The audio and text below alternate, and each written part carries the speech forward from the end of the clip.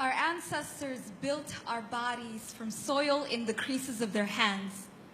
We were loyal, not to the men in our lives, but to the desert clay in our bones. This is who we were, fire wrapped in faded skin, children of grandmothers, mothers of kings, until the day our brethren fell. When the last breath is taken, flesh turns. The colors of life that leave the body are the names we ascribe to our fears. We see rainbows everywhere.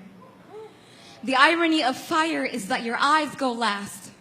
Long after you can no longer feel its sting, you can still see it burn. In death, all our eyes are gray. They mimic the hues of smoke that dance across the sky. There are no instructions for dealing with death.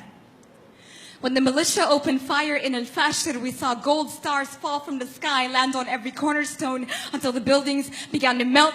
They poured lead from a broken chalice, silver kerosene, crimson flames, ivory when the sun hits bone at high noon, burgundy when blood dries. It chips as if it's trying to escape back into a body.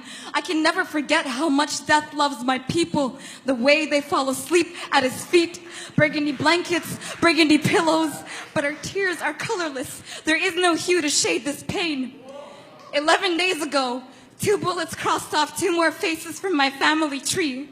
They were 14, they were studying. The blood-soaked arithmetic pages are still sitting on the mantle. My uncle won't throw them away. I can't tell you what death looks like, but when he came, he stayed.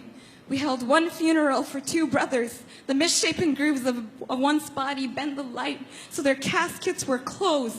Coffins made heavy by the weight of 2 bullets. My brother is 13, learning to carry our dead. His legs buckle under the weight of his pedigree. My father says, "You think this is hard? Try carrying the living." And we never pay grave diggers anymore. Now the soil feels so familiar under my hands. I've gathered enough to build a body, but I'm afraid of what I'll make.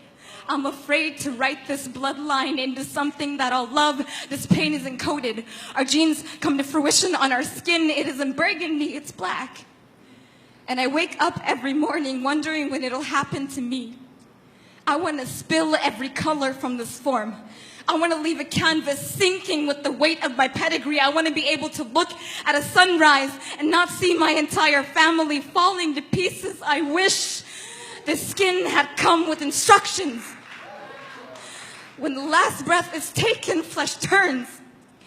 And for the past 11 days, I've seen rainbows everywhere.